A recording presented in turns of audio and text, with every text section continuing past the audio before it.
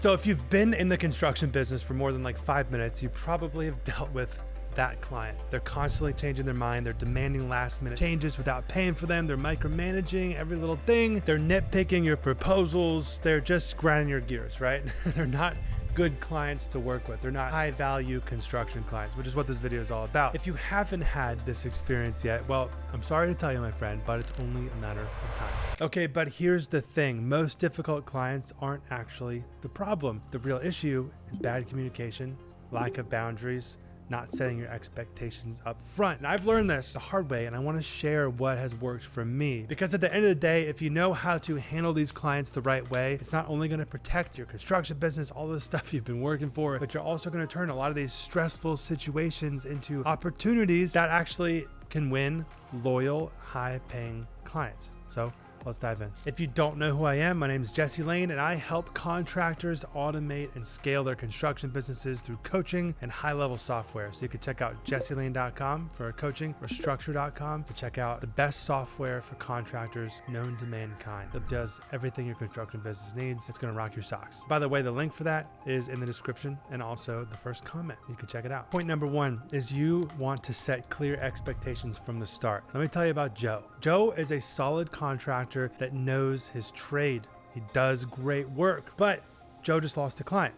Why did he lose a client? Well, he didn't clearly define the scope of work. He never laid out the processes up front, and he assumed that the client knew what they were going to get. So when the client had expected high-end materials, right? Obviously, Joe budgeted mid-range materials and things blew up, right? The client freaked out. They accused Joe of cutting corners and they left him a terrible review that tanked his reputation, because this isn't the only time this has happened. And this was all because expectations weren't clear from the start. This happens all the time in construction, but here's how you can avoid it. You first want to have a detailed project contract, right? An agreement. You want to get everything written out, the scope of work, the materials, the timelines, and even your change order policies. All this stuff is really important to get written out ahead of time, right? So you want to go through every detail, not just write it out, but go through it with the client. Don't just assume that they've read the contract. You want to walk them through the expectations before work even begins. Realistic expectations too. If a client wants high-end finishes, or if they more want to be on budget, then being upfront is the best approach, right? And write it all out. Point number two is I want you to identify those high maintenance clients before you sign the contract. You don't know the intricacies of each client sometimes until a couple months down the road when something comes up and you get into a little sticky wicket, but we're trying to do the best we can ahead of time. And it's worth noting that not every client is worth taking on as a client or bidding their job or wasting the time with them, right? If they're just price shopping you out, it's probably not worth your time if you can kind of identify that up front. And I get it. Early on, you feel like you need to take every job, but one bad client can cost you more than they're worth. So here are some red flags to look for. Maybe they're nickel and diming you before the contract is even signed. They brag about how they've fired previous contractors. They want more than what they're willing to pay for. They're asking you to maybe cut some corners. They're asking you not to pull permits. That is a huge red flag. Don't ever not pull permits. Unless you don't need to pull a permit, then don't pull a permit. I learned a valuable lesson early on. The clients who complain the most about price are often the biggest headaches. If you can see some of these signs early on, trust your gut, walk away, and never bend over backwards on standards. So maintaining your standards is going to protect you and your reputation and your business's reputation, and avoid all those bad reviews from all those clients who were a bad fit in the first place, man. Like that's the whole thing. You don't want word getting around that your clients have pushed you to do something that you don't usually want to do, like not pulling permits, for example, because that will become the expectation for future clients. And it's going to ruin your reputation. It's all just going to blow up in your face. By the way, if you are getting value from this video, leave a little thumbs up down below and even write a little comment. Be like, that was a great video. It helps the YouTube algorithm, helps me grow as a content creator. And point number 3 is to over communicate to keep the clients off your back. Look, if you've ever had a client micromanage you, maybe they're showing up unannounced to the job site, right? They're questioning every little decision that you make. They're texting you at all hours of the night and of the day. 9 times out of 10, they do this because they feel out of the loop. They're showing up because you're not communicating with them. So the root causes of most conflicts is bad communication. So it's not about the work itself. It's not that there's bad work going on or anything like that. It's not even necessarily that they don't trust you. because they hired you in the first place, so there must be some level of trust, but there's a lack of updates. There's a lack of unclear expectations like we covered in the first point, and there's just last minute surprises. So you can easily fix this with proactive communication. Over communicate. Give daily updates. Use structure to send daily logs to your clients, and they'll get that email and they'll be like, oh cool, this was the work progress today. And there's a whole pre-built template, even just for daily logs, that you can use within structure. And of course you can edit the form fields within the daily log, whatever you want, with weather updates and all kinds of stuff. Work progress on site, manpower, what happened, what percentage of completion are we, photos, videos, etc. And another huge thing that I used to do is maybe even a bi-monthly or maybe even just once a month at a minimum meeting on Zoom or whatever, or even on site. But Zoom is great for clients that, it's easy to jump on a Zoom call and just touch base. But you also want to set some communication boundaries, right? Like not answering texts at 10 p.m. And you want to let them know the best way to contact you and when. One point of contact, clients should go through their project manager, not necessarily call you directly. You want to set these things up ahead of time. And you want to respond to their requests, tell your PM to respond to them so they don't have to wait too much for an answer, so they feel like they're being communicated with. Because that's a big thing to avoid nightmare clients, is just communicate, right? Even if you don't have an immediate solution, tell your project manager, or if it's you, the one communicating with your client, just communicate that you're going to work on finding the answer and it's going to get handled ultimately. And then don't forget, remind yourself and make sure it happens. And also, communication isn't just about talking, it's about documenting too. So here's where a lot of contractors get burned. They don't keep records of their change orders, the project milestones, the schedules, the agreements,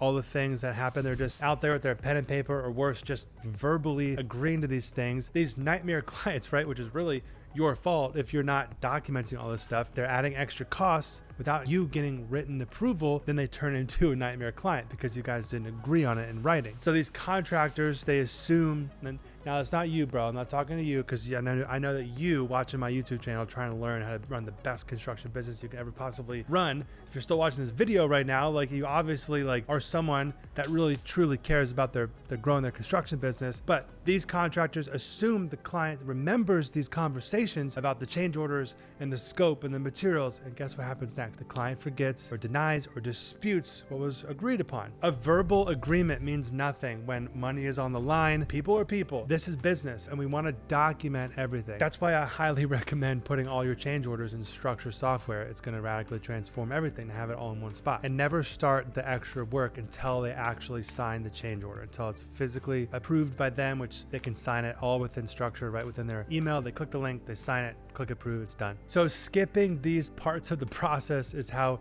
simple misunderstandings turn into huge expensive headaches, potentially even lawsuits, if you don't stay on top of this ahead of time. So it's really important to actually get ahead of this and keep everything in writing, communicate, etc. Everything I've said so far, right? And by doing all this, your clients are actually going to trust you more, right? Which means fewer headaches, fewer arguments, a much smoother project from start to finish. And that's the beauty of this entire process of doing everything the right way, which we're talking about. Point number 4 is to set boundaries, right? Sometimes a bad client can feel like they can boss you around, or boss your team members around, like your project managers and your superintendent, or even your foreman, or even the guys like installing the drywall. They try to push extra work into the scope without paying for it. They're making unreasonable demands. They're talking down to your crew. But if you let them get away with these things, even like 1 or 2 times, they're going to keep on pushing you over, right? And you don't want that to happen. So here's what you do. We want to calmly, coolly, and just very friendly remind them of the contract. Be like, hey, we agreed on X, but no problem. Like, if you want additional work done, we could definitely get that priced out. And if some clients are just pushing super hard or they're being disrespectful, sometimes it is best to just walk away. Of course, you're going to have to judge that from the core of what you're feeling and just make a good judgment call. Here is a mindset shift that changed the game for me. You're not just a contractor. You are a business owner. Clients don't just get to dictate the terms, you do, right? It's a two-way agreement. Both sides have to play their role to make this work. So sometimes the best thing you can do for your business is to fire a bad client. Honestly, I hate to say it, turning away a bad client is unfortunate for the short-term goals and profit, but you're gonna save yourself so many headaches by setting boundaries and walking away at the right time. Point number 5, take responsibility when getting into bad situations. So look, I mean, sometimes you mess up. Nobody's perfect. Things happen. Your subcontractor screws something up. Your employee screws something up. Maybe you underestimated costs. You forgot to document a change order. Your crew made a mistake. Owning up to it is crucial for keeping that trust. Just fix it. That's my advice. It's just a simple, that's on me. Here's how we're going to make it right. Really goes a long way, and you can avoid a nightmare client, if you make a mistake, just make sure you fix that and own up and be a man. Any difficult situation has a lot to teach you, so embrace it as a valuable experience instead of getting all fired up about it, and take accountability for what got you into the situation in the first place. It's way less likely that you'll find yourself in a similar situation in the future because you've learned your lesson, especially after owning up and handling it, because that's a cost. And remember this, the contractors that get the best referrals aren't the ones who never made mistakes. It's just a matter of owning up to it and handling it, because the clients are gonna see like, even if he does make a mistake, it's gonna ultimately get handled because I trust this person because he's ultimately a good guy. People remember the contractors who own their mistakes, not ones who try to cover them up. And guess what? When their friend asks for a GC that they'd recommend, you're gonna be the first person that comes to their mind. Thanks so much for watching this video. Leave a like and I'll see you in the next one. And definitely check out structure.com.